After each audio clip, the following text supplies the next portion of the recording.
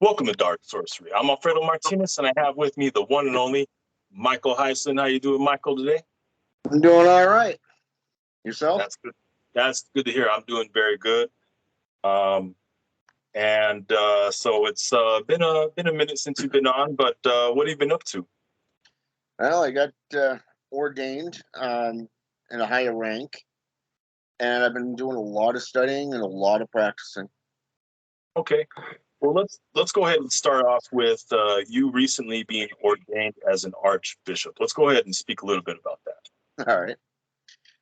Well, lately I've been doing a lot of studying on the Canaan laws. I've been doing a lot of studying through baptisms, funerary rites. I mean, a lot of traditions have funerary rites and either hand fasting or marriages and stuff like that. Yeah. But I've really been hitting the political aspects of things, and I've been getting into the legal laws, both national and international laws, a lot. And I decided, let's see what I can do here. And I've been an ordained priest now since 2013. I started this route in 2011 as an ordained deacon. And as you know from past videos, I've been a practicing Satanist for 30 years. In the last 5 years, I've been a practicing necromancer. So I decided, it is time to take my journey to the next level. And I was actually doing the exams online, and I think, I'm either going to get to be a bishop or I'm not. And it came back. I skipped the ordinary bishop section because of the knowledge that I possess, and ended up becoming a archbishop. And it was like, cool, So, and this literally plays into a lot of my studies as well. So it kind of worked out great. That's great, man. Congrats. Thanks. And I understand that you've recently been studying Asian black magic. And so let's go ahead and jump into Chinese black magic. Let's go ahead and speak a little bit about that. Okay. I've learned I just started in this over the last week and a half. So far, what I found out is their powders, their, I guess we call them the sigils in their way, is very unique. It's a lot different from what you and I do here in the Western, where we use, like, say, a circle of protection or circle of empowerment, depending if you're Wiccan, pagan, or Satanist. In this case, if you're into, say, Grimoire traditions, you have the circle within a circle, and you have the seal of a specific spirit. But in black magic in Asian, in this case Chinese, it's a lot different because they use tools instead of sigils. They use handwriting, like alphabets and languages, much in the same way you would in Pyromancy, the gunpowder and the chalk. Same thing in Wudan.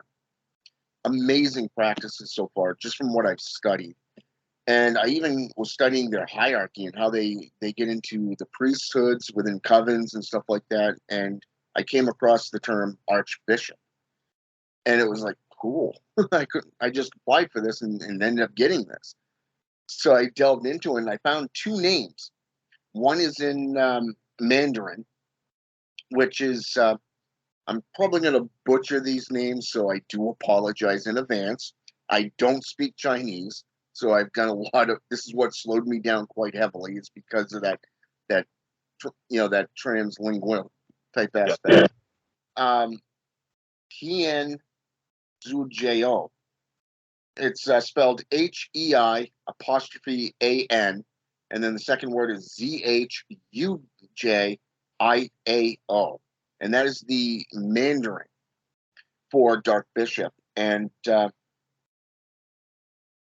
found that one very interesting because I've come across a lot of topics that deal with the Mandarin language, especially from Indonesian all the way up, Malaysian, the whole kit and caboodle. So when I got to this point, it was like, I got to take a moment here and really reflect on this as I'm delving into it.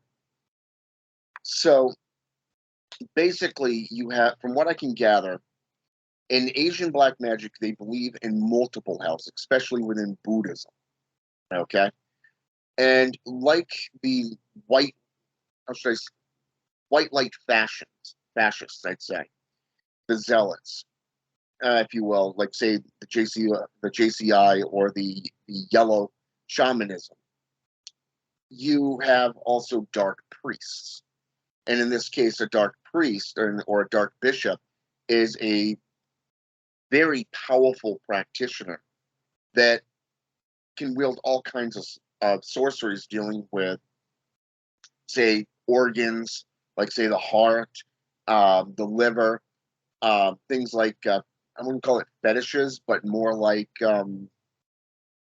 effigies, much like a voodoo doll. But in this case, it would be the practitioner acting out this type of magic within, say, tearing a doll apart by eating it, or with your teeth, or ripping it up with claws.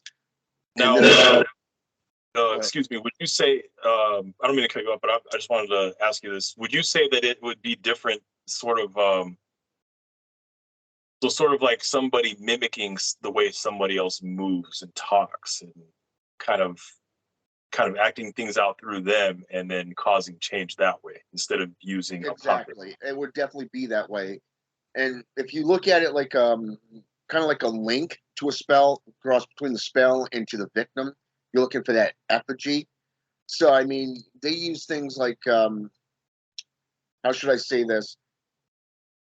The foresight, like seeing through, like say, somebody else's eyes or an animal's eyes. Very impressive. You could just spend years just on this one alone, and that just alone on that topic alone. The sorcery a lot is similar to that of Sutekh in Indonesia, where you're using the spirits, but you're also using the aid of the spirit while you're performing the magic through an effigy. So it's like you're using the spirit to, through, say, for an example, let's go with void meditation, where you're connecting through your astral eyes to see the victim through, say, another being's eyes. Very impressive. I mean, like I said, I'm probably going to spend the next month just on that alone. Right. But there's a lot of things that sounds interesting to me that I'm getting into with it. Now, in the West, there are certain demons and certain spirits that a lot of Western magicians tend to work with a lot, like, take for instance, ones that are listed in the Goetia and so forth.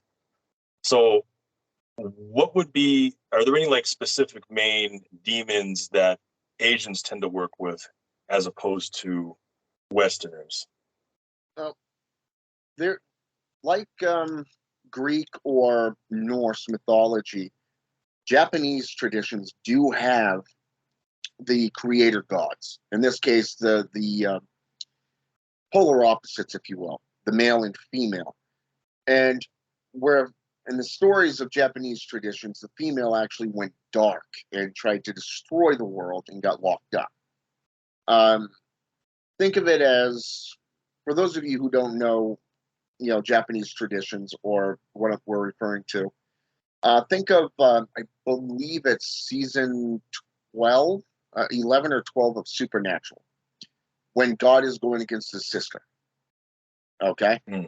Same exact thing, but in actuality, it turns out that they had children. Okay? And these children represented different things. Now, the woman ended up getting locked in a cave, much like the fallen angels in the Book of Enoch. They ended up getting locked away, chained away, put someplace, where they won't cause an issue.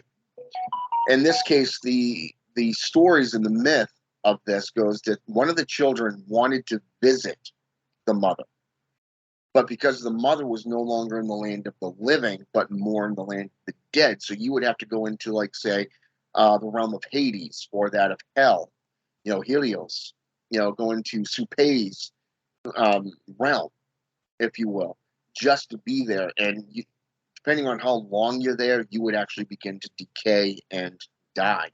And that person that resides there, that is forced to reside there, in this case, the mother, the creator, she basically, every time she is viewed by her children, is more and more decayed, and she is vengeful and hateful and wanting to destroy the world. So yeah, they do have their version of demons. This That's the main one. okay, very interesting. That actually reminds me of a myth where the god of karma is locked up, aside from the other gods. That Even sounds very similar. exactly, Buddhism has it, has stories of this. If you go into what is it called there, Hinduism, they even have stories of this. You go into ancient myths of ancient Giza, dealing with Anubis. Even he is seen as the jackal, the protector, the lord of the underworld, and he's even associated with Isis because of Osiris's death. And he's the one that weighs your iniquity and decides where you end up, with a heart and a feather instead of the gold in a feather from Osiris's perspective. Basically the iniquity lords in this case. Right. But yeah, I mean, every tradition has something similar to this. Now, how would you say Western necromancy differs from Asian necromancy? Oh, wow. That's a huge difference. These people, you got to respect them. You have to, because number one, they do things with bodies and corpses that you don't see outside of Haiti. For an example, here in the U.S., we have laws against doing anything with corpses. We have anything to do with the dead, anything like, say, divination, like, say, reanimation or conjuration within the use of a corpse or a body. We can get locked up, fined, whatever, within misdemeanors and stuff. But over in Haiti, it's permitted. If you go over into Asian communities, they have no cameras. They don't care what goes on with their dead because they're already dead. Most of the culture over there doesn't really view them as a threat. Yes, they are heavily influenced by spiritualism, but when you get into necromancy within Asian communities, or I should say, just in the field alone, they actually are able to go in, do what they got to do with no repercussions, and they're highly respected and feared. This could be done through baneful, wrathful sorcery. It could be done through divination. It could be done through even finding ways to heal, new ways of knowledge, enlightenment. Especially if you're getting into Tao, I wouldn't go into Taoism or anything, but Taoism, even. If you get into the monks, they take very good care of their dead. They don't violate anything. It's more the fact that they go in, they use their symbols, their writings, they do their incantations, and they just leave. They leave offerings, they leave incense. I mean, even the ash that they use. I mean, I'm talking bones crushed. I'm talking the ash from incense sticks. They literally take it in their hands and place it on their faces. You don't see that in Western traditions today. It's all watered down mostly, unless you happen to know people that are actually real necromancers and have the balls to do what needs to be done. But and that's if you can get away with it. But Okay. like I said, you got to respect the traditions over there. The people have a lot more freedoms in that area. Mm-hmm. Definitely. And you had mentioned that you had been recently getting into pyromancy. Can you go ahead and speak a little bit? Well, I've been doing a lot of divination over the last 6 months, and I've been trying new things. And for an example, sitting in a circle of tea leaf candles, for an example, 9 of them to be precise, with 4 candles, 3 in a triangle, an inverted triangle of evocation with a black obsidian scrying mirror in the center of it. The fourth candle sits either right in front or right behind. Outside of that, that is the only light that is in the ritual room. And I've been doing a lot of summoning. When I do pyromancy, I like that candle to be in the front, because that way I can stare at the flame. I can put my hand out and really put the energy into the flame within my intent of what I'm trying to do, what I'm trying to accomplish, who I'm trying to reach. And it's very interesting to see the different outcomes within this practice. I can see why it's number 3. Was it number 4, I should say, within the 7 feared traditions. Because number 1, you can use a single flame without the mirror and just stare into it for meditation purposes. You can use it to focus your intent within the mirror when you're doing scrying. If you really want to, you could put the flame behind and you could see the light coming through the mirror depending on how thick it is. My new one happens to be quite thick, so you have to have it in the front. But the old one, I could have it right in the back and you could see the flickering of the light in the mirror itself. But you're also seeing your own reflection in the mirror. Okay?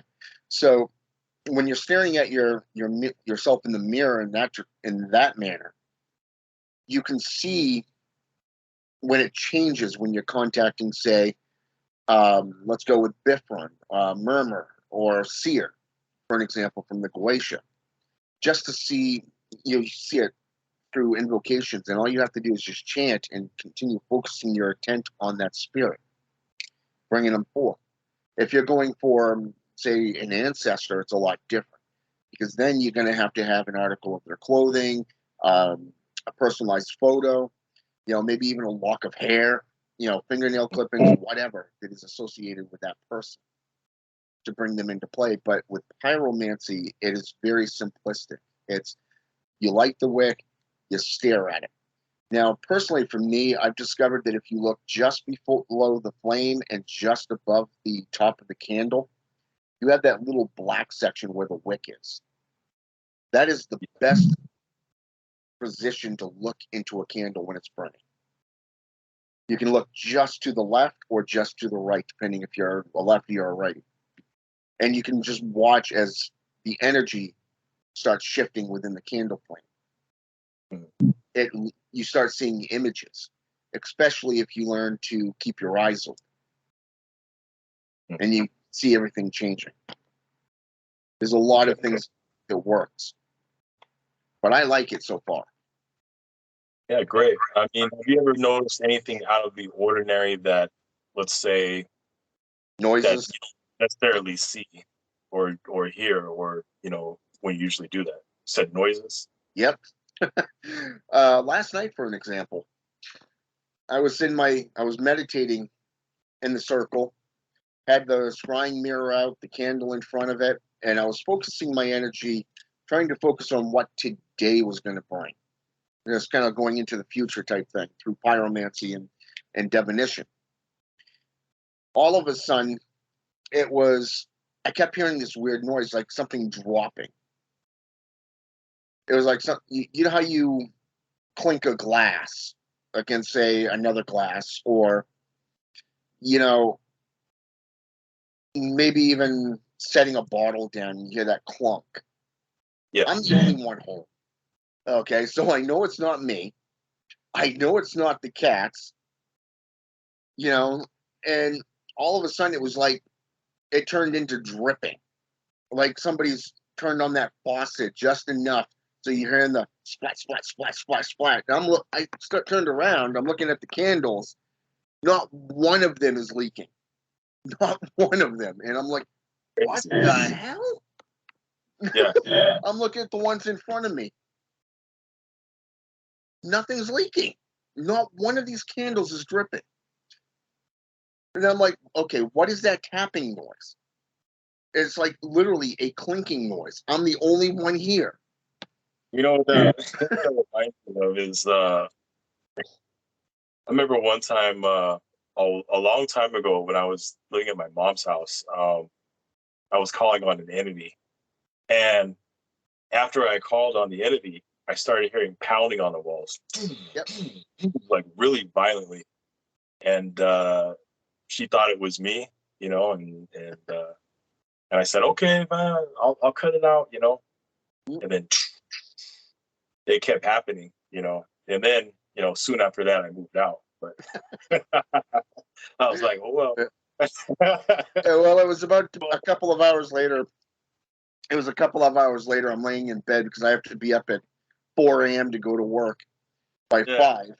And it was funny because of the fact, here's 11 o'clock. I just sat up out of bed and it's like, God damn it. I just got contacted by a spirit.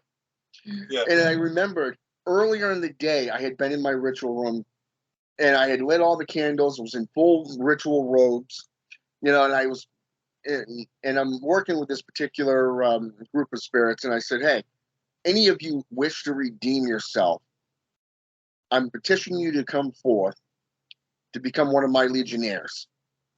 You follow my orders, you do what I ask, and 3 times you will have your honor back.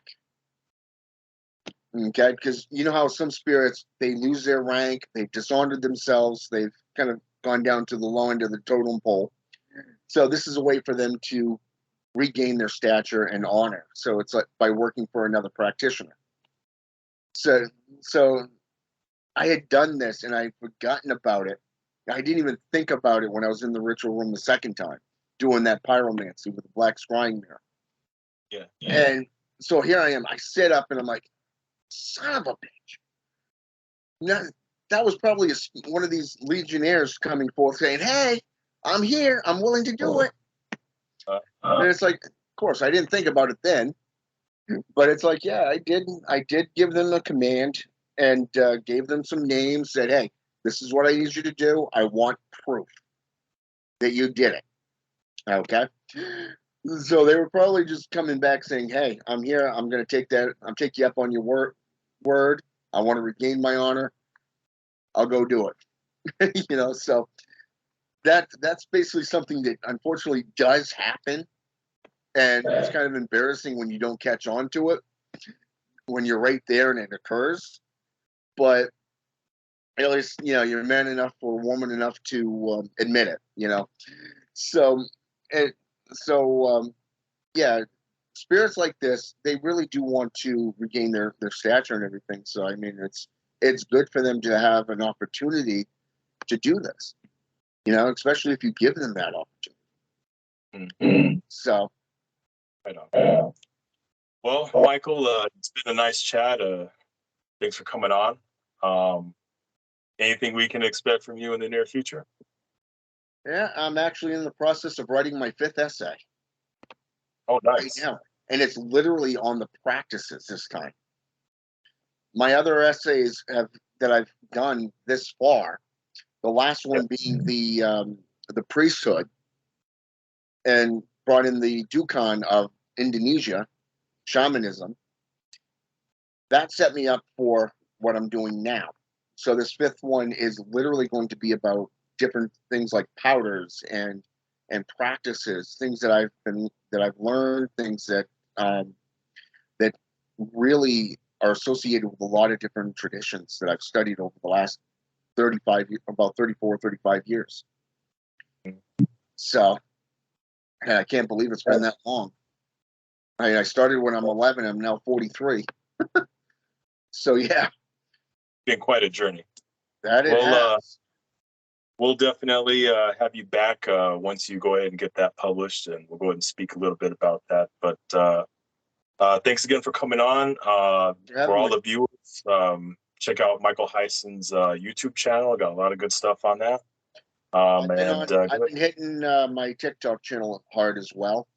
Those between my YouTube and my TikTok are the only 2 that I've been on lately. I'll have both of those linked below the video for the viewers who want to go ahead and check those out. Also, make sure you check out Dark Sorcery on TikTok. We're I growing up. recommend that. Yes, thank you. And to all the viewers who are watching, go ahead and like, subscribe to Dark Sorcery.